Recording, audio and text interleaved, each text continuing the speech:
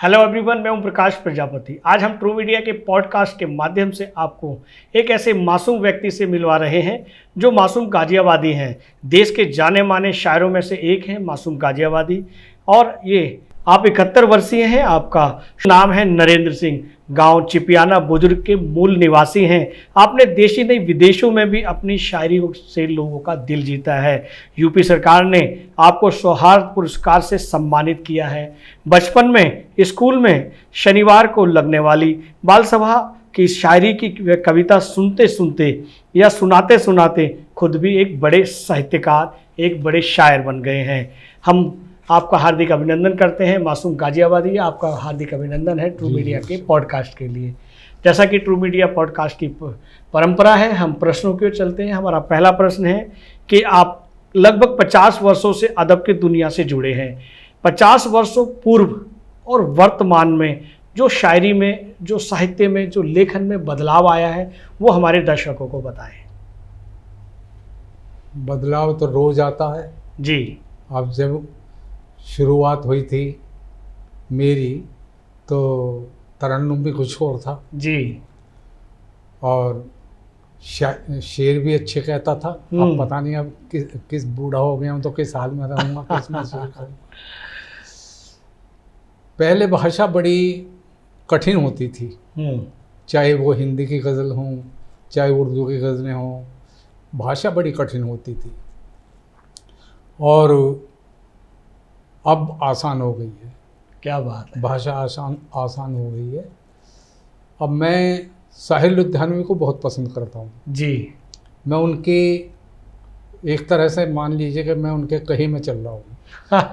अब जहाँ एक तरफ कहते हैं कि तुम अगर मुझको न चाहो तो कोई बात नहीं, और किसी गैर को चाहोगी तो मुश्किल होगा। क्या बात। लेकिन साहिर कहते हैं कि तू मेरी जान मुझे हैरत व हसरत से न देख, तू मेरी जान मुझे हैरत व हसरत से न देख, हम में कोई भी जहानूर व जहागीर नहीं, तू मुझे छोड़ के ठुकरा के भी जा सकती है, तेरे हाथों मेरे हाथों में तेरे हाथ हैं जंजीर नहीं। वाह वाह वाह। तो ये पालतूपन जो लिए बैठे हैं लोग, वो नहीं होना चाहिए। जी जी जी जी। पालतूपन नहीं, खुले स्वतंत्र विचार होने चाहिए, स्वतंत्र पत्रकारिता होनी चाहिए, स्वतंत्र अदब होना चाहिए। जी जी जी। तो बांध के आप मतलब क्या उसे क्या ले लेंगे और क्या दे देंगे। क्या बात है, क्या बात। मासूम जी, ये आपने बताया अपना व्यक्तिगत नज़रिया, व्यक्तिगत दृष्टिकोण।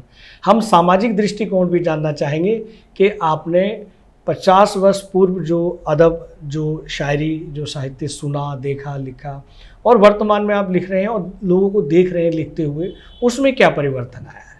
मुझे एक वाक़या याद आ रहा है। शम्स गाजियाबादी गाजियाबाद के बड़े शायरों में थे जी। और उस टाइम एक बड़ी टीम थी। आलम बिजनौरी साहब, इशरत किरतपुरी साहब, अदीब लखनवी साहब जी, ये शहर के बड़े शायर थे। जमील साहब, जमील हापुड़ी साहब जी जी। तसव्वुर नसरानी साहब। तो एक नशिश थी, तो उसमें मैं नया था जी। तलफ़ुज़ थोड़ा मेरा ऐसे ही गड़बड़ था जी। तो शेर पढ़ते हुए तलफ़ुज़ में कहीं कमी आ गई। तो उन्होंने कहा, आलम बिजनौरी साहब ने, क्या दोबारा पढ़ना। दोबारा पढ़ने का मतलब होता है कि उसमें कमी आ गई। जी जी जी जी जी। ये इशारा होता है। क्या बात है, क्या। तो शम्स साहब ने कहा कि आप अपनी तमीज़ से समझिए ये क्या कहना चाहते हैं, मासूम आगे बढ़ो। वाह वाह। तो इतना खुलापन होता था कि मतलब दूसरे को, नए शायर को कितनी तवज्जो दी जाती थी। आज तो बैठकर रुकन गिनने लगते हैं। और बड़े शायर जिनकी अध्यक्षता होती है या जो मुख्य अतिथि होते हैं, कहीं बहर से चूक भी जाए जी, बहर में कहता है, लेकिन एक आध शब्द रह जाता, चूक जाए तो कानाफूसी करने लगते हैं। और वो समझ जाता है जी, कि जी, मैं वो तो हो गया है। हाँ, कुछ गड़बड़ है। लेकिन वो इस तरह जाहिर करने की चीज़ नहीं होती। उस्तादी दिखाने की चीज़ नहीं, उस्तादी जीने की चीज़ है। वाह वाह वाह वाह वाह। क्या बात है, क्या बात है। जैसा कि आपने 50 साल पहले लेखन किया, या 50 साल पहले की हिंदी फिल्में हुआ करती थी, या फिल्मी साहित्य होता था, वर्तमान साहित्य होता था, तो वो फिल्मी साहित्य एक सबक देता था, एक जीने का सलीका देता था कि अगर आपने 2-2.5 घंटे फिल्म साहित्य देखा है, फिल्म देखी है, तो लास्ट में जो ये कहें अभिनेता या उसमें जो विपरीत अभिनेता होता है, जैसे जो क्राइम से जुड़ा होता है, तो उसका अंत दिखाते हैं कि अगर आपने गलत करेंगे तो आपको ये सलीका मिलेगा। लेकिन वर्तमान में जो हिंदी सिनेमा से फिल्में आ रही हैं, हिंदी साहित्य जो आ रहा है, उनका पता ही नहीं लगता। और पहले कुछ सीमित संख्या हुआ करती थी, लेकिन आज की संख्या उनसे कई गुना अधिक है। लेकिन फिर भी वो कोई संस्कार या कोई अदब, कोई पहचान देकर क्यों नहीं जाती? नहीं, इतना तो बदलाव इसमें आ गया है कि आज जो लिखा जा रहा है जी, वो समझ में नहीं आ रहा, और समझ में नहीं आ रहा तो कहा भी नहीं जा रहा जी। पहले अब कैफी आज़मी या साहिल लुधियानवी या शकील बदायूनी और राजा मेहंदी अली खां जी, ये लोग होते थे, इनके जो शायर होता था जी, वो पहले उसे गाने, हजारों गाने याद होते थे जी, और उनका अर्थ भी मालूम होता था। मायने अब भी। जैसे साहिर साहब ने कहा है, चलो एक बार फिर से अजनबी बन जाएं हम दोनों। हाँ, तो अजनबी बन जाएं हम दोनों का क्या कहना चाहता है शायर? बिल्कुल। वो ये कहना चाहता कि अब हम घनिष्ठ हो गए हैं तो हमें बिखराव आ गया है, चलो एक बार फिर से अजनबी हो जाए। वाह वाह वाह, बहुत अच्छा। कैफी आज़मी साहब, दिल की नाजुक रगें टूटती हैं, याद याद इतना भी कोई ना आए, आज सोचा तो आंसू भर आए, मुद्दतें हो गई मुस्कुराए। वाह, ये सबक हमें फिल्मों से ही मिले हैं। नसीहत मिलती है इनसे। हाँ, तो जिन्हें जितने गाने याद होंगे, जितनी दूसरे की शायरी याद होगी, उतना अच्छा शायर होगा। वाह वाह वाह, वो कहन में भी और पढ़न में भी उनको अनुभव हो जाता है, दोनों में। अनुभव हो जाता है, वो समझने की चीज़ होती है। जी जी जी जी जी। आज के वर्तमान के जो शायर हैं, लेखक हैं, उनमें क्या नयापन आ रहा है? क्या उनमें अच्छा है, क्या अच्छा नहीं है? नहीं, क्या अच्छा तो उनमें है। क्या परिवर्तन लाना चाहिए? अच्छा है और अच्छे लोग भी हैं जी। लेकिन एक ये होता कि जैसे अभी पर निकले नहीं हैं और उड़ान लंबी भरने लगे, जी जी। तो वो दिक्कत आ रही है। हाँ। हर आदमी ये चाहता, हर शायर, कि मेरे 2-3 गज़लें हो गई, अब मेरा टीवी पे प्रोग्राम हो जाना चाहिए। वाह, लाल किले पर भी मेरी शायरी हाँ, आनी चाहिए। हाँ, और जी, जुगाड़बाजी, हमने आज तक जुगाड़बाजी नहीं की। जिसने बुलाया वहाँ चले गए और जिसने नहीं बुलाया कोई सिफारिश नहीं लगवाई। जी जी जी जी। और ये आजकल देखने में मिलता है, पता चल जाए कि कहीं प्रोग्राम है तो लोग ढूंढते हैं किसके माध्यम से इसमें घुसा जाए। कुछ लोग ऐसा भी कहते हैं कि राजनीतिक क्षेत्र के साथ साथ साहित्यिक क्षेत्र में भी राजनीति होने लगी है। हाँ, वो मेरा एक शेर है कि पूछे एक दिन पहनकर उतरे हुए हारों से आप, क्या कभी मिल पाए अपने असली हकदारों से आप। वाह वाह वाह वाह। और जब सियासत और अदब हटखेलियाँ करने लगे, हाँ, जब सियासत और अदब हम बिस्तरी करने लगे, हाँ, छोड़ दें सच्चाई की उम्मीद अखबारों से आप। वाह, तो अखबारों से आप सच्चाई की उम्मीद रखते हैं, आप शायरी में गड़बड़ कर रहे हैं। वाह वाह वाह वाह। तो ये इस तरह से क्या नुकसान होता है इस समाज को, जो हमारा समाज जिसमें हम जीते हैं, इस तरह की जो हरकतें, समाज में असर ही नहीं पड़ता उस शायरी का। उस शायरी अब खुश हो लीजिए, हाँ। 4 दोस्तों ने तारीफ कर दी। अब फेसबुक पे क्या है, अगर आप किसी को लाइक नहीं करेंगे तो आपको कोई लाइक नहीं करेगा। कोई लाइक नहीं। ये कैसे पता चलेगा शायरी अच्छी है या बुरी है? अगर आपने टिप्पणी कर दी खतरनाक, मतलब सच्चाई की टिप्पणी कर दी, तो आपको मतलब उस समाज से उससे दूर कर दिया जाएगा, या फ्रेंडशिप से दूर कर दिया, फ्रेंडशिप से ही क्लोज कर दिया जाएगा। हाँ, वाह, तो वाह, ये कहना पड़ेगा कि हाँ भाई अच्छी है, या मतलब चाहकर ना चाहकर भी अच्छी कहना पड़ेगा। अच्छी कहना पड़ेगा। कौन समझ रहा है शायरी क्या होती है? जी जी जी। लेकिन आज तो इतना नए लोगों के लिए खुलासा है कि यूट्यूब पे इतने शायरी कर रहे हैं, अच्छे लोग हैं। जी जी, उनसे सीखने को भी मिलता है। वहाँ से भी सीखने को मिलता है, सीखने की ललक होनी चाहिए पहले। वाह वाह वाह, वो कहीं से भी सीख सकते हैं। हाँ, वो कहीं से भी सीख सकते हैं। वाकई भाई फिल्मों का रास्ता बंद हो गया, फिल्मों से सीखते थे पहले, फिल्मी गानों से। जी जी जी। और अब जो है ये यूट्यूब ने रास्ता बना दिया कि शायरी आपको सीधे सीधे जोड़ती है। क्या बात है, क्या बात है। मासूम जी, हम आगे चलते हैं प्रश्नों की ओर। बहुत अच्छी जानकारी दे रहे हैं, हमारे दर्शक बहुत उसे पसंद कर रहे हैं और लाइक और शेयर भी कर रहे हैं। हम आगे प्रश्नों की ओर चलते हैं कि आज 70 वर्ष के आप मासूम गाजियाबादी हैं, और 70 वर्ष पूर्व के मासूम गाजियाबादी में और वर्तमान के मासूम गाजियाबादी में क्या परिवर्तन आया है, क्या महसूस किया है आप? बस बूढ़ा हो गया हूँ, परिवर्तन कुछ नज़र नहीं आता। नहीं, उम्र के साथ में जैसे अनुभव आता है तो शायरी में भी बड़ा गूढ़पन बढ़ता है, या समाज का अनुभव हो जाता है, समाज के दुखों का सुख का अनुभव हो जाता हाँ, है। समाज का तो सारा मैं समाज की विषय मेरे होते हैं। जी जी, जो समाज में घट रहा है, जो बुरा लग रहा है, जी जी, वही मैं लिखता हूँ। अब जैसे समाज कहाँ से लेगा। अभी पीछे एक मेरे दोस्त हैं, जी जी, तो उनके परिवार में कोई विद्रोह, मतलब बच्चे अलग हो गए थे, जी जी जी, अलग बाप से अलग रहने लगा। लेकिन एक टीस तो होती है दोनों तरफ, वो दोनों तरफ होती है। जी जी जी, चाहे वो जाहिर ना करें। हमें इतना क्रोधी हो गए हैं कि जाहिर नहीं कर पाते, टीस अंदर से टीस होती है कि ऐसा क्यों हुआ। तो परिवार उसका मिलाने के लिए पहुंच गए ये सब लोग। तो उन्होंने मुझे बताया कि मासूम साहब, आपके एक शेर ने आज एक परिवार मिला दिया। वाह। मगर क्या शेर था? तो उन्होंने कहा कि वो अलग-अलग रह रहे थे माँ बाप बेटे।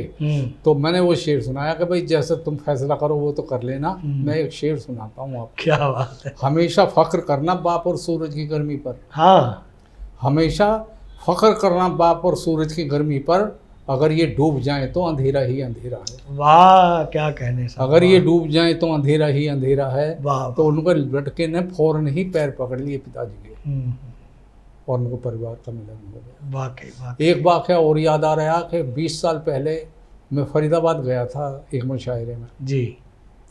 तो मैंने वहाँ शेर पढ़ी।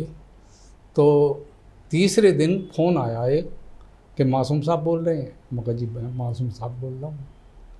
कि मासूम साहब मुझे वो शेर सुना दो जो बच्चे बारात में रोशनी का बोझ होते हैं। क्या बात।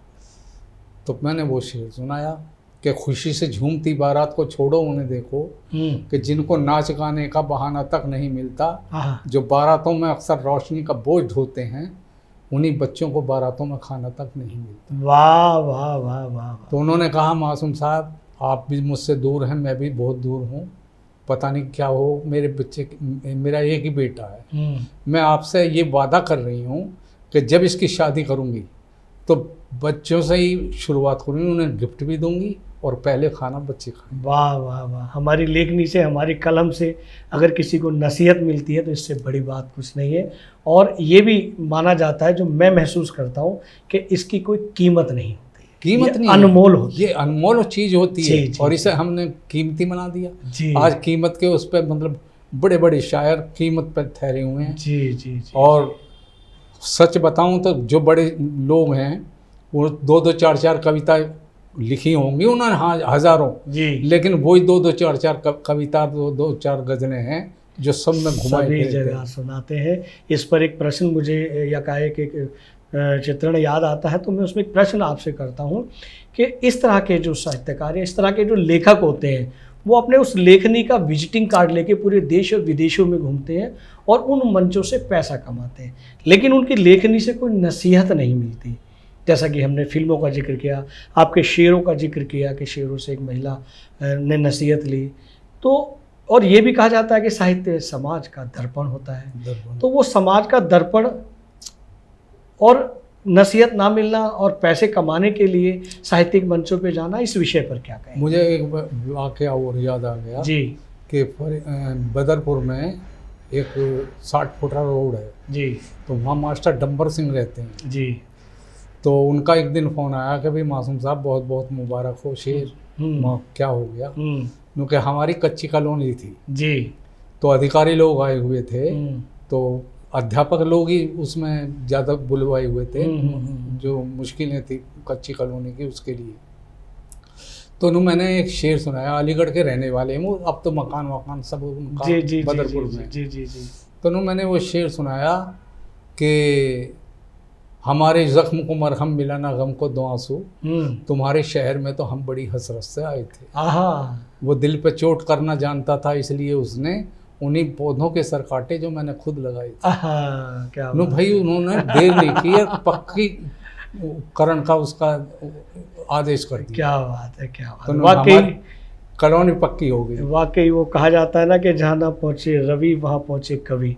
आपकी लेखनी, आपके शब्द जिन्हें आपने रचा, उनसे कितना बदलाव आया इस सृष्टि पर, इस पृथ्वी पर, इस समाज में, यही अनमोल है, यही अनमोल है। इसका कोई मोल नहीं है।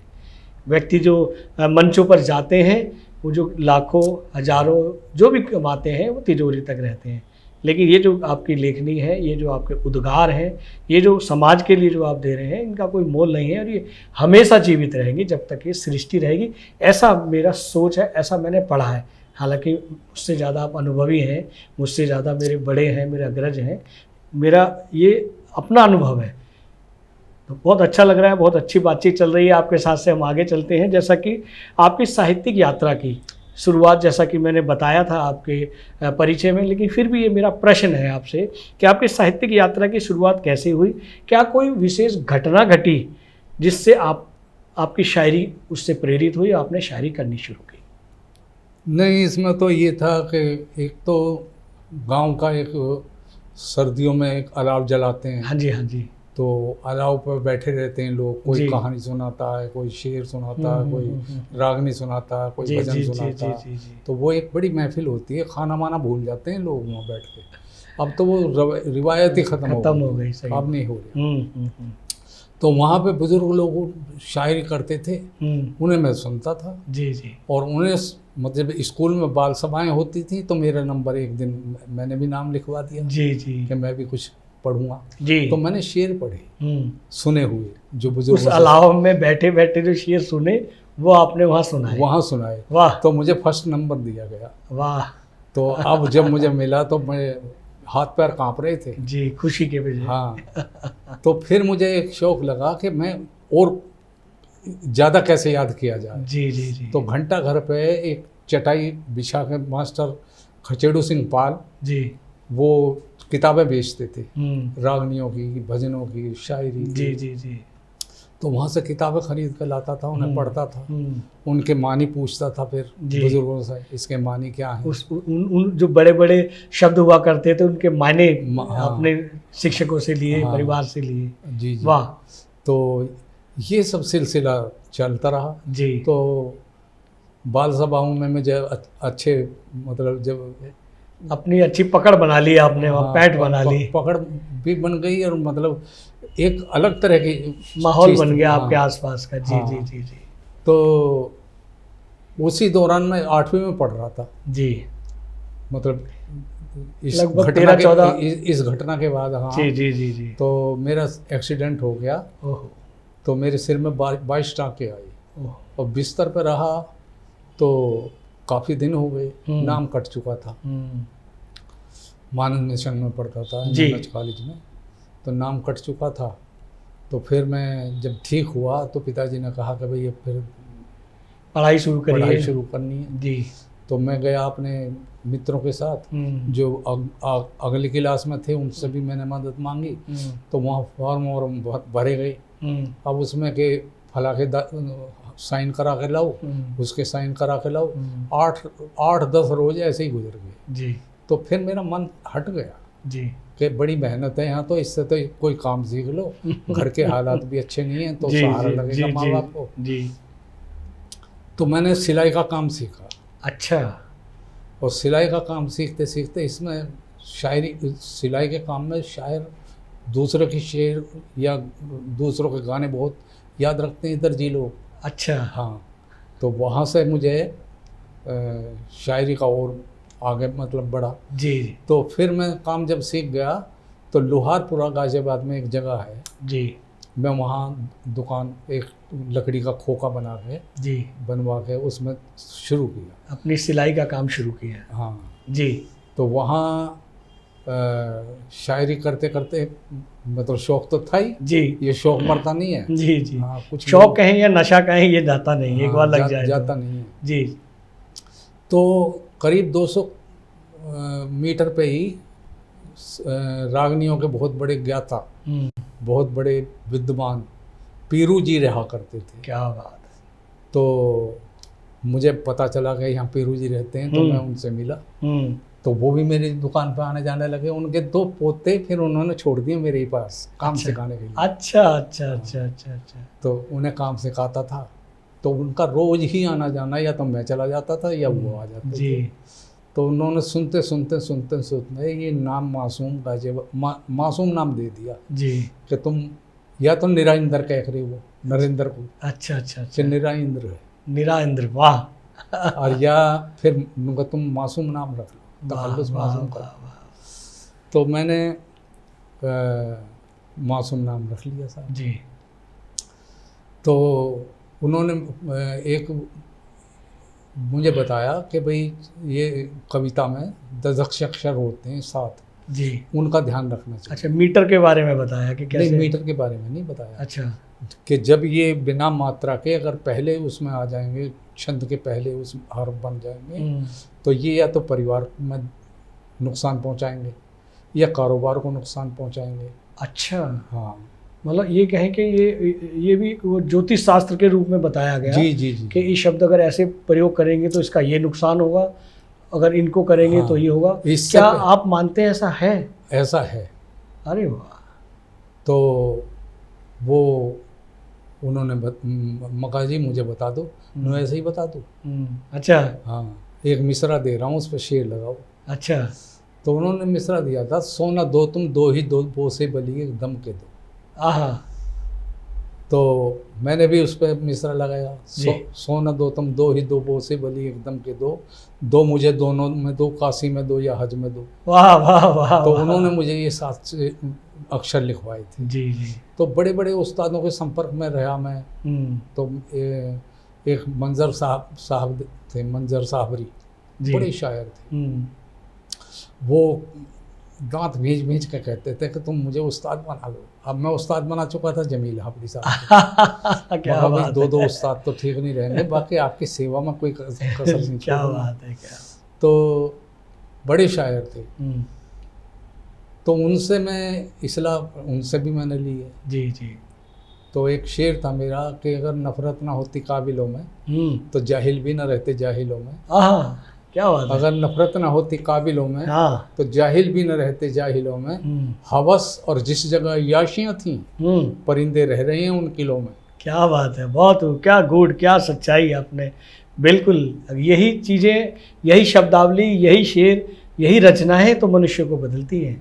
तो वो कहने लगे कि शेर तो ठीक हो गया लेकिन बहर में नहीं है। किलो शब्द किलो नहीं है। अच्छा, किलो है। किलो। हाँ, अच्छा अच्छा, ले ओ। हाँ जी, हाँ जी। हाँ, तो 4 हरफी है ये जी, और ये 2 हरफी बांध दिया तुमने। क्या बात। मगर जी मेरा शेर खराब हो जाएगा, शेर तो मैं बदलूंगा नहीं। तो उन्होंने कहा फिर एक काम करना, जब इसे किसी के सामने पढ़ो तो या तो ये कह देना कि इस शेर को रियायत से सुने, और या ये कह देना कि हिंदी के एतबार से सुने। क्या बात। मगर शेर अच्छा हो जाएगा, नु अच्छा हो जाएगा। वाह वाह, सारे रास्ते बता दिए उन्होंने। रास्ता बता दिया। अब है क्या कि हम शेर में तलफ़ुज़ गलत कर लेते हैं या मिसरा घट बढ़ जाता है, तो बस ये पढ़ देते हैं तो वो ये सोचता है सुनने वाला कि ऐसा आता नहीं है, इसका अर्थ मालूम नहीं। बिल्कुल सही बात। अभी मैं एक जिक्र और करूँ, सर्वेश चंदोसी बड़ा नाम जी उनका जी। कोरोना के दौरान वो नहीं रहे। हाँ जी, हाँ जी। लेकिन उरूजी बहुत बड़े थे, उनका कोई सानी नहीं था, तो मुझसे बड़ी मोहब्बत करते थे जी। तो मैंने एक गज़ल कही कि मेरी मेहनत और तामीर अपनी जगह, आशियानों की तकदीर अपनी जगह। वाह। तो उन्होंने कहा मासूम, ये जो मेहनत और तामीर है इस यहाँ ओ की जगह से कर लो। ओ की मात्रा नहीं गिरेगी। ठीक है। ओ की मात्रा गिराओगे तो ए ही रह जाएगा जी, तो मात्रा नहीं गिरेगी और आवाज़ दे नहीं पाएगा। तो मगर क्या कर लूँ कि मेरी मेहनत से तामीर अपनी जगह, मगर इसकी आत्मा निकल गई। शेर की आत्मा निकल गई ये मात्रा के पीछे। जी जी। मैं तो इसे यही रखूँगा, मेरी मेहनत और तामीर अपनी जगह, आशियाने की तकदीर अपनी जगह। वाह वाह वाह वाह वाह। तो उन्होंने कमर थपथपा के कहा हमको चलो। अच्छा, एक जगह और उन्होंने मुझे टोका जी। मेरा एक शेर है कि अकेला बात करता है जो कतराता था महफिल से। ये आलम है कि अब तन्हाई को महफिल समझता है। वाह। जो मुंह पढ़कर सुबह का शाम की नीयत बताता था, सुना है अब इशारों को भी बामुश्किल समझता है। क्या बात है, क्या तो बात। उन्होंने कहा बामुश्किल नहीं है, इस लफ्ज़ जो बामुश्किल है, मगर जब बाअदब हो सकता है, बा किरदार हो सकता है, बा मुलाहिज़ा हो सकता है, तो मुश्किल क्यों नहीं, बामुश्किल क्यों नहीं हो सकता। जी जी जी जी। तो चलिए ये भी तो क्या जो गुरु होते हैं या सीनियर होते हैं, या उनको मैं उनके लिए बात नहीं कर रहा, मैं सामान्य बात कर रहा हूँ कि जो गुरु होते हैं या बड़े होते हैं शायरी में, लेखन में, उनकी कोई आदत होती है ऐसा करने की, फिर वो मान भी जाते हैं? नहीं, या उन्हें वाकई लगता है ऐसा कि है इसमें? हो रहा है। अच्छा, ऐसा हो चुका है या हो रहा है, ये मानते हैं वो लोग। अच्छा, मैं बड़ी बात बताऊं आपको, मैंने अपनी किताब में जिक्र भी किया इस वाक़े का जी, कि अमीर मीनाई बहुत बड़ा नाम, उर्दू अदब का नाम, बहुत बड़ा नाम। जी, जी, अमीर मीनाई, अमीर मीनाई ने एक शेर कहा जी, बहर में है सारी बात है, क्या कमी है देखिए कि अजब दाग तूने दिए हैं फलक, अजब दाग तूने दिए हैं फलक, कलेजा गुलो नीलोफर हो गया। वाह। कलेजा लाल रंग, नीले रंग के फूल जैसा हो गया। नीले रंग के जैसा फूल हो गया। अच्छा। हाँ, अब उन्होंने कहा तो इसमें नीला, हाँ नीला कैसा हो जाएगा? नीला दाग का इस्तेमाल कर रहे हो, नीला कर रहे हो कि दाग होता है काला। जी जी जी। और नीला होता है कब? कि जब नाजुक बदन पे चुटकी ली जाती है जी, तो वो नीला, वहाँ नील पड़ जाता है। तो इसे शेर को बदलो। तो उनके उस्ताद थे असील लखनवी, उन्होंने मिसरा बदला कि अजब चुटकियाँ तूने ली हैं फलक। वाह, फिर आ गया प्रयोग नीले का। वाह। कलेजा गुलो नीलोफर हो गया। वाह वाह। तो अब बहर भी सही है, सारी चीज़ है, सब्जेक्ट तो ख़राब कर लिया आपने। अब एक शेर और उनका सुने। जोज खैराबादी थे, उनके अमीर मीनाई के शागिर्द जी, उन्होंने कहा कि याद में उस बुत के रोई इस कदर हम फूट फूट, हाँ, पुतलियाँ नहा धोकर ब्राह्मण हो गई, पुतलियाँ आँखों की नहा धोकर ब्राह्मण हो गई। तो इन्होंने कहा कि भाई पुतलियाँ कैसे नहा दो, ये कपड़ा है जो धो धा के ब्राह्मण हो जाएंगी। तो और न फूट फूट का मुहावरा है, रोए हम फूट फूट। तो इसे शेर को यूं कर लो कि याद में उस बुत के रोई इस कदर आंखें मेरी, पुतलियाँ दोनों नहा धोकर ब्राह्मण हो गई। वाह वाह। नहा धोकर ब्राह्मण हुआ जाता है। बिल्कुल शुद्ध पवित्र, शुद्ध तो नहा धोकर ही हुआ जाता है, तो धो धा कर नहीं हुआ जाता। जी जी जी जी जी। तो ये सब्जेक्ट में मतलब अगर मतलब बोल नहीं रहा शेर तो उसे कहने का बहर में भी क्या रह जाएगा, बनता नहीं है फिर। सही। अब काफिया पैमाई के लिए तो थोड़ी गजल कही जा रही है। जी जी जी जी।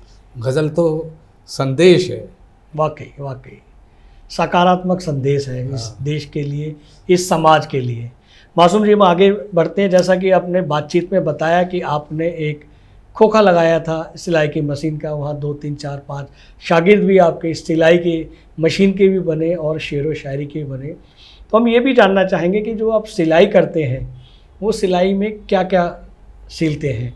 पुरुषों के वस्त्रों को सिलते हैं, दोनों काम, महिलाओं के वस्त्रों को सिलते हैं, बच्चों के, ये प्रयोग भी, ये अनुभव भी हमारे दर्शकों से नहीं, दोनों ही काम थे जी। और मतलब फिर मैंने उसके बाद में लाल कुएं पे दुकान की जी, तो वहाँ 4-5 कारीगर लगते थे। वाह। तो शायरी का टाइम नहीं मिलता था जी, शायरी के टाइम के लिए मैंने दुकान पे छोड़ दी और खुद शायरी की दुनिया में आपने अपना नाम रोशन किया। फिर मैंने काम बदला जी, ट्रैक्टर ट्रॉली ले ली। अच्छा। उससे मतलब किराए का थोड़ा सहारा मिलने लगा, तो उसमें भी दिमाग शांति नहीं रहता था। जी जी जी।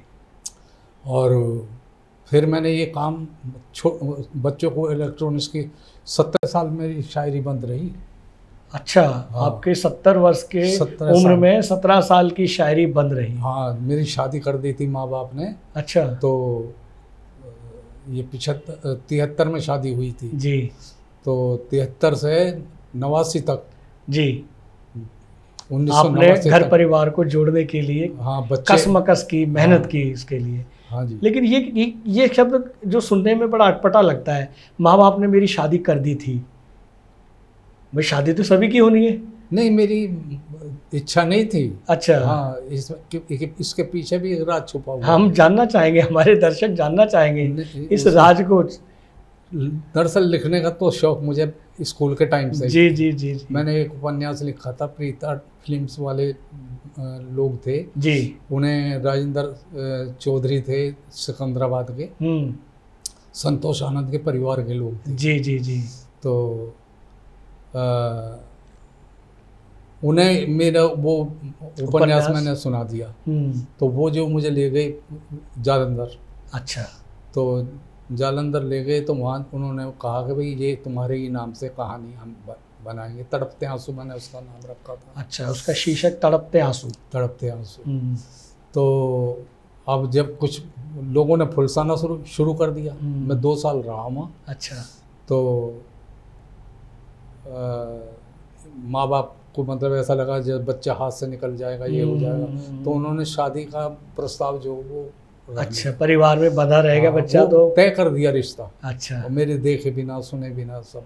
लेकिन उस समय तो ऐसा ही होता था। हाँ, 72-73 के ज़माने में, 70 के दशक में तो बच्चों से पूछा नहीं जाता था। हाँ, ये जिक्र रोक दे, उसमें मत डालना, बाधा ना डाल दे, इसलिए भी बताया नहीं। हाँ। और परिवारजनों और रिश्तेदारों से मिलकर और आपका फिर रिश्ता अलग कर कर दिया और शादी करके अलग भी कर दिया। हाँ। क्या तो बात है।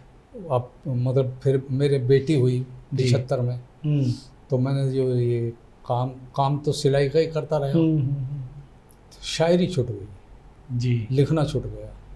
तो सिलाई का काम करते करते मैं सन 89 में, एक महरौली गांव है हमारे बमेटे के पास जी तो वहाँ के मेरे दोस्त थे कामरेड जसवंत जी। तो उसने कहा कि भाई तुम्हें ये जो कुदरत ने गिफ्ट दिया है इसको तुम गला मत घोटो, इसे शुरू रखो। वाह। तो मैंने दोबारा से शुरू किया सन 89 से। तो सन 89 में एक मुक्तदीप पेपर निकलता था गाजियाबाद से जी, शायद अब भी निकलता हो जी। उसमें मेरी गज़लें छपती थी। वाह। तो उसमें जमील हापड़ी साहब की गज़लें भी छपती थी। पीरू जी गुजर गए थे। जी जी जी। तो उन्होंने उनके माध्यम से, जसवंत के माध्यम से ही ये खबर भेजी कि भाई मासूम साहब की गज़लें बहर में नहीं होती और उन्हें ठीक करने के लिए वो मुझे उस्ताद बनाने। तो खैर साहब वो बात तय हो गई। मैंने पूरे गाजियाबाद के सामने मतलब जो साहित्यिक लोग थे, परिवार था, हाँ, पगड़ी दी बाकायदा। मैं ही एक ऐसा शायर हूँ गाजियाबाद में जिसने पगड़ी उस्ताद को दी है। क्या बात है, क्या बात है। और पगड़ी उसमें जो लोग थे उसमें एक सुनील शर्मा थे। उन्होंने मेरी शायरी सुनी और उनके दोस्त थे कुबेर दत्त जी, दूरदर्शन के डायरेक्टर। जी जी जी जी। उन्होंने मेरा अनुबंध करा दिया कविता समय के प्रोग्राम में। अच्छा अच्छा अच्छा। तो सन 89 में ही मतलब दूसरे तीसरे महीने ही वो मुझे प्रोग्राम मिल गया कविता समय। वाह वाह वाह वाह। वहाँ मैंने शेर पढ़े तो लाइटमैन और कैमरामैन सब ने मुझे बड़ी बधाई दी जी। वहाँ मैंने गज़ल पढ़ी थी, जो है नादान भूल जाते हैं, हाँ। क्या है इंसान भूल जाते हैं, तंग दस्ती का जिक्र मत करना, बच्चे मुस्कान भूल जाते हैं। हाँ, वाह वाह। तो इस पे बड़ी दाद मिली। क्या बात है, क्या बात है। तो ये सफ़र तो यहाँ चलता रहेगा, शुरुआत की चल रहा है ये तो निरंतर। ईश्वर से हम कामना करते हैं कि ये सफ़र आपका इसी तरह से यश मान कीर्ति के साथ साथ चलता रहे। हम आगे बढ़ते हैं मासूम जी प्रश्नों की ओर। हमारा प्रश्न है कि आज की पीढ़ी में शायरी के प्रति रुचि बढ़ाने के लिए हमें क्या और नया करना चाहिए? नहीं, उस्तादों से आज उस्ताद भी तो ऐसे ही हो गए हैं। उस्ताद पहले तो उसकी माली हालत देखेगा, माली हालत कैसी है, कहीं मुझे ले जा सकता है, ला सकता है, ढोने के पास कुछ साधन। अब मैं हूँ, मैं यहाँ तक पहुँचा हूँ तो अपनी सवारी नहीं, बाइक है मेरे पास, बाइक चलाता हूँ, लेकिन अब मैं हाथ कांपने लगा, थोड़ा सा हाँ, बचाव तो जरूरी है। हाँ, उम्र के हिसाब से एहतियात जरूरी है। हाँ, तो माली हालत देखते हैं और शेर को एक शेर उसी मसले उसी भाव को एक शागिर्द को दे देंगे, उसी भाव को दूसरे शागिर्द को दे देंगे। ओहो। तो उनमें भी मतलब परिपक्वता नहीं आती है। जो सुने पढ़े हुए लोग हैं, जिनका अध्ययन है, जो सुनते हैं, जो यूट्यूब से शायरी उठाते हैं, वो शायरी अच्छी कर रहे हैं वो लोग।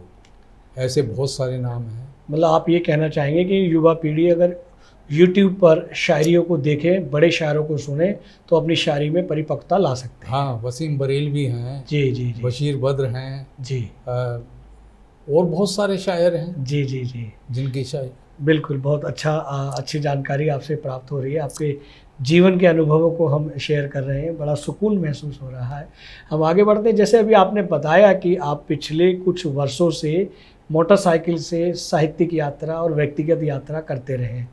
आप जो मोटरसाइकिल से यात्रा करते हैं, उसकी जो सीमा, उसकी जो गति कितनी रखते हैं अपनी मोटरसाइकिल की? नहीं, उसके तो जाते ये अच्छा, मोटरसाइकिल की गति जब आप यात्रा करते हैं उस पर बैठकर, अभी नहीं कर रहे हैं लेकिन जब पिछले कई वर्षों से कर रहे थे, 40-45 की गति से आप उसमें वाहन यात्रा करते हैं मोटरसाइकिल।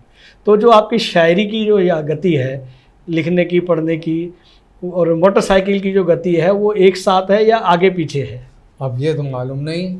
मेरी 5वीं किताब अभी आई है पीछे। वाह। शायरी के कबीर मेरे दोस्तों ने छपवाई है। जी। उन्होंने ये नाम दिया शायरी के कबीर। वाह वाह वाह वाह। और अभी पीछे ही उनका देहांत हुआ। केसरूप साहब का, मेरठ में रहते थे जी। वो यहाँ बिजली विभाग के चीफ इंजीनियर थे, गाजियाबाद रहे हैं जब जी। तो नशिस्तों में उनसे मुलाकात हुई जी। तो पहली किताब मेरी उन्होंने छपवाई थी। वाह। और दूसरी किताब मेरी गुणवीर राणा ने छपवाई। जी। और तीसरी किताब मेरी विकास नागर ने छपवाई। वाह। चौथी किताब मेरी राकेश यादव ने छपवाई। यानी मेरी किताब औरों ने छपवाई है, मेरी जेब से एक पैसा नहीं लगा जी। ये मेरी कमाई है। क्या बात है। और ये वो तभी छप सकता है कि जब ईमानदारी से आप साहित्य की यात्रा कर रहे हैं। वाकई। तो लोग साथ देने के लिए भी तैयार खड़े होते हैं। वाकई सही कह रहे हैं आप। बहुत अच्छे। जो मासूम नाम जो आपको दिया है, वो कुछ ना कुछ सोच कर दिया है। तो आपकी शेर व शायरी में, आपके व्यक्तित्व कृतित्व में वो मासूमियत है, वो झलकती है। जैसा कि हमारी साक्षात्कार से पहले हमने आपसे चर्चा की थी कि जो सकारात्मकता जो महसूस होती है, वो मुझे आपसे, आप जैसे साथियों, ऐसे आप जैसे गुणियों के बीच में रहकर मुझे प्राप्त होती है। मुझे बड़ा अच्छा लगता है। हम आगे बढ़ते हैं। मासूम साहब, आपकी रचनाओं में समाज के किन किन पहलुओं का चित्रण अधिक होता है? अब देखिए, ये तो कहाँ से शुरू करूँ? सारे सामाजिक ही विषय हैं मेरे तो जी। अब मैं आपको यहाँ से शुरू करता हूँ कि चले जाते हैं घर से बच्चे जब स्कूल की जानिब, ख्याल आते तो हैं अक्सर मगर अच्छे नहीं आते। वाह। और उतनी देर तो चेहरों पर रौनक भी नहीं रहती कि जितनी देर तक स्कूल से बच्चे नहीं आते। क्या बात है, क्या बात है। बहुत अच्छा चित्रण आपने इसमें दिया है। लेकिन इस पर एक प्रश्न, मैं आपकी बात को यह थोड़ा याद रखें, उसमें दोबारा आएंगे। लेकिन इस आपके इस चित्रण पर मैं एक सवाल दिमाग में आया कि वर्तमान में जो पीढ़ी है वो आजकल एकल रहना पसंद कर रही है। जो अभिभावक होते हैं, आप भी अभिभावक हैं, मैं भी अभिभावक हूँ, हम ये चाहते हैं कि जो जिस उम्र में जो हमारे हाथ पैर और थकेंगे या बुढ़ापे के नज़दीक आएंगे तो हमारे बच्चे हमें सहयोग देंगे। जब वो छोटे थे तब वो हमारी उंगली पकड़ कर चलते थे। जब हम बुजुर्ग होंगे तब हमें उनकी उंगली की, उनके सहारे की आवश्यकता होगी। लेकिन वर्तमान में जो युवा पीढ़ी है वो अकेला रहना पसंद करती है। उन्हें ना तो माँ बाप के रिश्ते की मतलब ज़रूरत है, ना बहनों के रिश्ते की, ना भाइयों की, ना औरों की। ये समाज किस ओर जा रहा है? देखिए, इसमें तो सारी गलती तो एक तरफ से नहीं हुई जी। इसमें सियासत का भी पहलू है, सियासत का भी इसमें चाल है।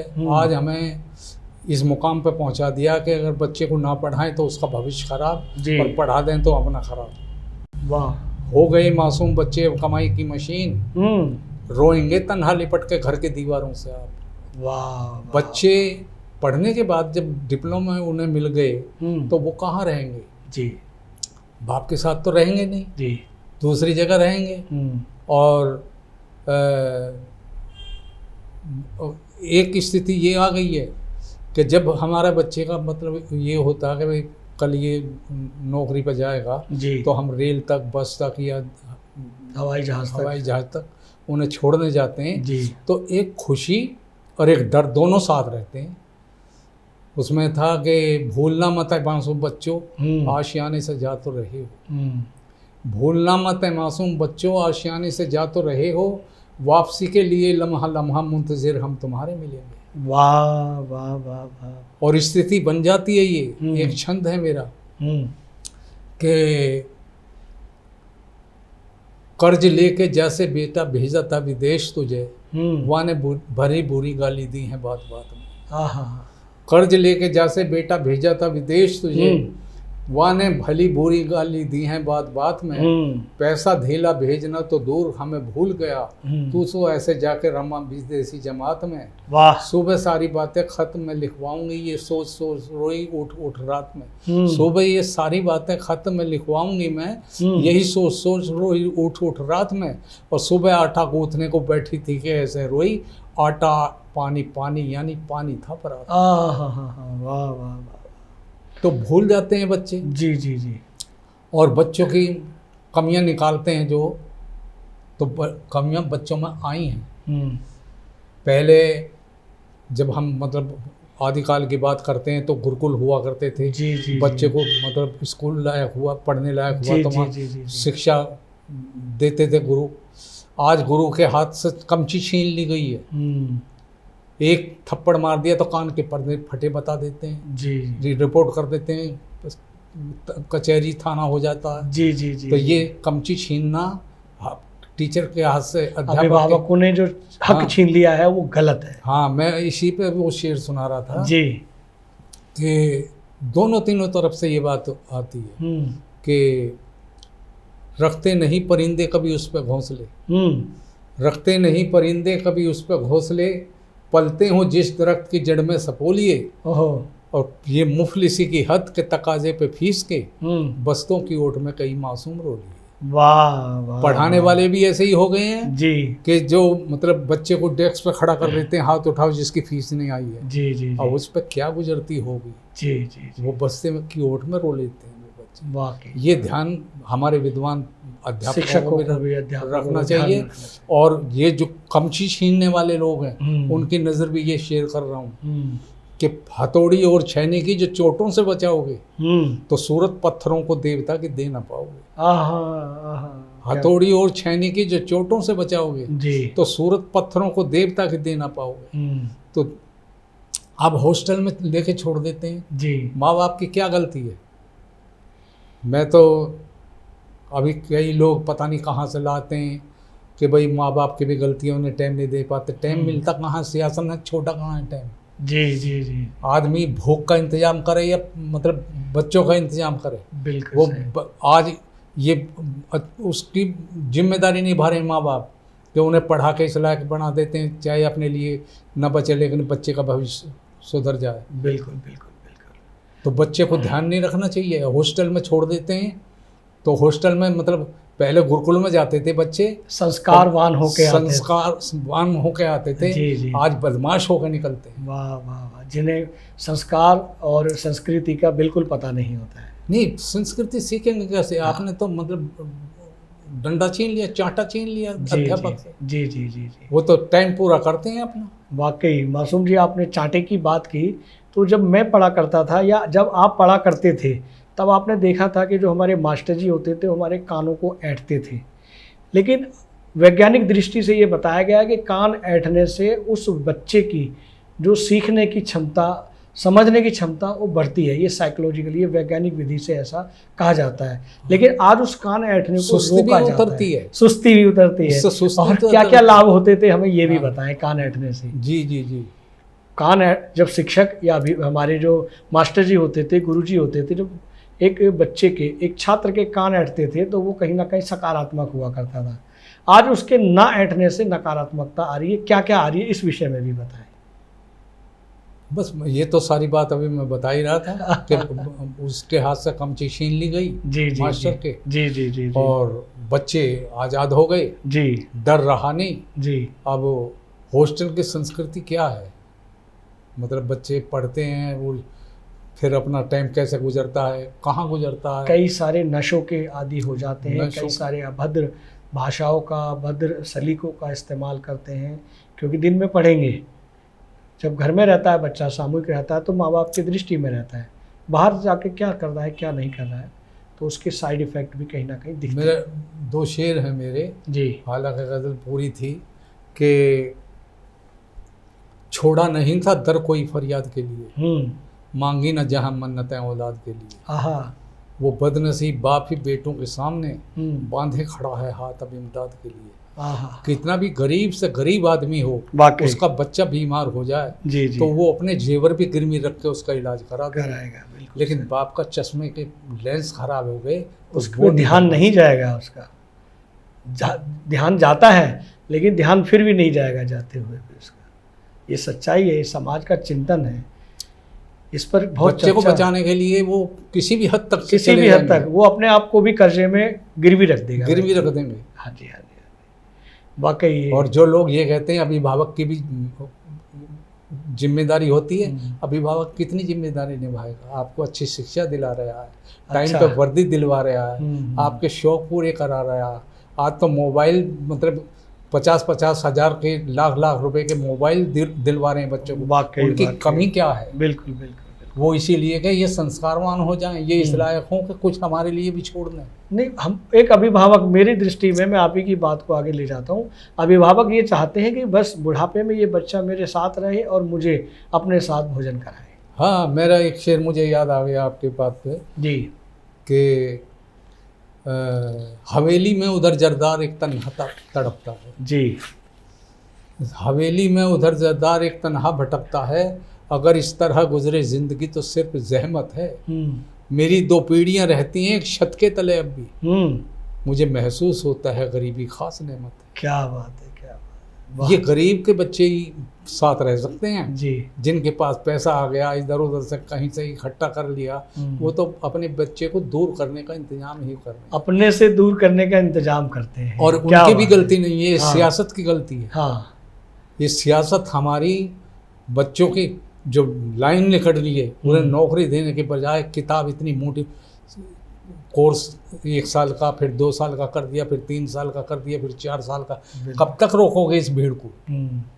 इस भीड़ के लिए जो पढ़ के लिखट रही है इसका इंतजाम तो करो। वाह, आप इन सब चिंतनीय विषय को हम चर्चा कर रहे हैं, इस चिंतनीय विषय के लिए आप सियासत को क्या कहना चाहेंगे? मैं तो एक शेर है कि बगावत सीने में लेकर कोई पैदा नहीं होता, हाँ, यहाँ पैदाइशी बागी कहाँ इंसान होते हैं। हाँ, सियासत जब्र का जिस वक्त दामन थाम लेती है, हाँ, हकीकत में बगावत के तभी इम्कान होते हैं। वाह वाह वाह वाह, तो सियासत तो बहरी हो गई है, सुनाई किसी की आवाज़ देती नहीं। जी जी जी जी जी जी। मासूम जी, हम आगे बढ़ते हैं। जैसा कि हमारे देश को आज़ाद हुए 76-77 वर्ष हो गए हैं और सभी जानते हैं, सभी शिक्षित वर्ग के समाज, साहित्य समाज का दर्पण होता है। बावजूद उसके आज हम वहीं खड़े हैं और हम बिखरते जा रहे हैं परिवारजनों से, रिश्तों से, समाज से। तो ये समाज का दर्पण होता है साहित्य, और शेर व शायरी से इस समाज को कैसे बदला जा सकता है, कैसे बदलना चाहिए, ये जिम्मेदारी लेखकों की है या तमाम समाज की है? नहीं, तमाम समाज की भी है और सियासत की भी है। जी। सियासत बताइए, रिलेशनशिप में मतलब उसका समर्थन कर दिया, लिव इन रिलेशन में। हाँ, जी, बिना शादी के रहते हैं, बिना शादी के रहते हैं, इसको मान्यता देनी चाहिए थी। जी जी जी। और बेटी को बाप के इतना दे देता बाप और भाई मिलके कि जिंदगी भर देते रहते हैं, उससे कहीं ज़्यादा जितना इसका हिस्सा नहीं होता उससे ज़्यादा दे देते हैं। लेकिन उनमें दरार पैदा करने के लिए बेटी का बाप की जायदाद में हिस्सा लेने का भी, हाँ, वो करा दिया। जी जी जी जी जी। तो सियासत नहीं, हमारे घरों में, घोंसलों में, हमारे घरों में चिंगारियाँ रखी हुई हैं। जी जी जी जी जी। ऐसा क्या नहीं करना चाहिए सियासत को ताकि ये परेशानियां, ये नौबतें ना आए? नौबत मतलब ये दिशा ही गलत दे रहे हैं। वही में क्या नहीं करना चाहिए सियासत को? सियासत को इनका समर्थन नहीं करना चाहिए। ये लिव इन रिलेशन जैसे संबंधों के बीच में कभी इनके नहीं देना चाहिए। और लेकिन जो अभिभावक और बच्चों के बीच में जो दूरियां बढ़ रही हैं, रिश्तों के बीच में जो दूरियां बढ़ रही हैं, उनके लिए क्या करना चाहिए? नहीं, उनके लिए तो खैर मतलब सामाजिक संस्कार ही काम आएंगे। वो तो बगैर संस्कार के समाज को देखते हुए जितना मतलब हमें नुकसान हो रहा है। जी जी जी। वो मैं हॉस्टल वाली बात बताई, पहले गुरुकुल हुआ करते थे, अब हॉस्टलों का रूप ले लिया है। जब भी बच्चे अलग रहते थे तब भी अलग रहते हैं। जी जी जी। तो फ़र्क वही आ गया कि आपने उनके हाथ से कम चीज़ छीन ली। और अभी मेरे 2 शेर थे, शेर क्या गज़ली थी जी, कि वो किराए की कोख उसे भी मान्यता दे दी है। तो गुर्बत के अंधेरे घर मिटते हो मिटा लेना। हाँ, ये किराए की कोख वालों के लिए मतला है। जी जी जी जी। गुर्बत के अंधेरे घर मिटते हो मिटा लेना, इस शौक के चरागाह में दामन न जला लेना। और दुश्मन की भी बेटी की इज्जत पे जो आँच आए, अफवाह नहीं हमदम सच को भी दबा लेना। वाह वाह वाह वाह वाह, बहुत अच्छे, बहुत अच्छे। तो गलत चीज़ों को मतलब मान्यता दी जा रही है, उससे समाज में भी परिवर्तन आ रहा है। परिवर्तन ही सियासत के द्वारा लाया गया है। जी जी जी। संस्कारवान तो हम होते थे, आज भी हैं, लेकिन मजबूर ये कि पढ़ाई को मतलब उस मुकाम पर पहुंचा दिया है कि जहां मतलब माँ बाप और पढ़ने वाला विद्यार्थी एक जगह नहीं रह सकते, दूर हो गई, दूरी बढ़ा दी। रिश्तों में दूरी बढ़ाने का काम भी सियासत कर रही है। हम आगे बढ़ते हैं। क्या आपको लगता है कि आधुनिक शायरी में भावनाओं की गहराई पहले जैसी रह गई है? क्या इसमें कुछ बदलाव आया है? नहीं, बदलाव तो शायरी का मिजाज है जी। पहले कोठे पे सुनने जाते थे जी, बादशाहों के दरबारों में गज़लें होती थी जी, उन बेड़ियों को तोड़ के अब बाहर निकल आई, आज़ाद गज़ल हो गई है। वाह वाह वाह वाह वाह, आपके मायने में यह है कि गज़ल आज़ाद है। गज़ल आज़ाद है। वाह वाह वाह। मेरा एक शेर है हाँ, कि आज तो हर भाषा में गज़ल कही जा रही है। हाँ, कि गज़ल की बेल दुनिया में कहीं फैले मगर तय है। गज़ल की बेल दुनिया में कहीं फैले मगर तय है, फले फूलेगी तो आएगी हिंदुस्तान की खुशबू। वाह वाह वाह। अब होते होते हिंदू और मुसलमान हो गए, लेकिन कहीं रास्ते में छोड़ आए हैं हम इंसान की खुशबू। वाह वाह वाह वाह, बहुत अच्छी बात है। आपने हिंदी की बात की, हिंदुस्तान की बात की, हिंदी की खुशबू की बात की। यहाँ पर एक और प्रश्न ये आता है कि हम सितंबर के महीने में हर साल 14 सितंबर को हिंदी दिवस मनाते हैं। हिंदुस्तान में भी हिंदी दिवस मनाने की आवश्यकता हमें आज़ादी के 7 दशक, लगभग 8 दशक पूरे होने वाले हैं, क्यों ज़रूरत पड़ रही है? नहीं, हिंदी को छोड़ रहे हैं, श्राद्ध की तरह उसका काम ले रहे हैं। जैसे अपने पितरों के श्राद्ध साल भर में हम करते हैं जी, कनागत, श्राद्ध का काम ले रहे हैं। वो उस दिन आके हफ्ते भर के पखवाड़ा एक मना लेते हैं और साल भर के लिए बंद हो जाता है। लेकिन ये हिंदुस्तान में हिंदी का ही अपमान है ऐसा करना। सियासत को क्या करना चाहिए इसके लिए? सियासत हिंदी की हिमायत वो क्या करेंगे जो जिनके लिबास हिंदी नहीं है, जिनके लिबास ही हिंदी नहीं। जी जी। शुरुआत तो जब हो सकती है हिंदी की, पहले लिबास हिंदुस्तानी करो। वाह वाह वाह वाह, लिबास हिंदी करेंगे तभी हिंदी हमारे भीतर आएगी और जब हम हिंदी में जिएंगे। क्या बात है, क्या बात है। अब रेल के डब्बे में आप सफ़र कर रहे हैं, एक अंग्रेजी का अखबार पढ़ रहा, आपने हिंदी का अखबार आपके हाथ में देख लिया तो मुँह फेर के बैठ जाएगा। वाह, बिल्कुल बिल्कुल सच्चाई है, बिल्कुल। उसकी कीमत ही नहीं है कोई। वाह वाह वाह। मासूम जी, हम ये भी जानना चाहते हैं कि नई पीढ़ी को आप क्या संदेश देना चाहेंगे, विशेषकर उनको जो साहित्य या शायरी में रुचि रखते हैं?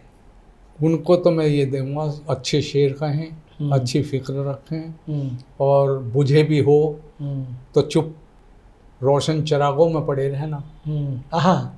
बुझे भी हो तो चुप रोशन चिरागों में पड़े रहना, करेगा जब कोई गिनती तो तुमको भी जला देगा। जब गिनती होगी तो तुम्हारे, जैसे दिए में एक दिया बुझ गया, जब उनकी गिनती होगी तो जो देखेगा उसे जला ही देगा। वाकई तो कोई ना कोई आपको रास्ता देगा, लेकिन अफरा तफरी में अपनी शायरी ख़राब ना करें, और मंचों की ज़रूरत के लिए शेर ना कहें। आज तो मंचों की ज़रूरत के लिए कविता हो रही है।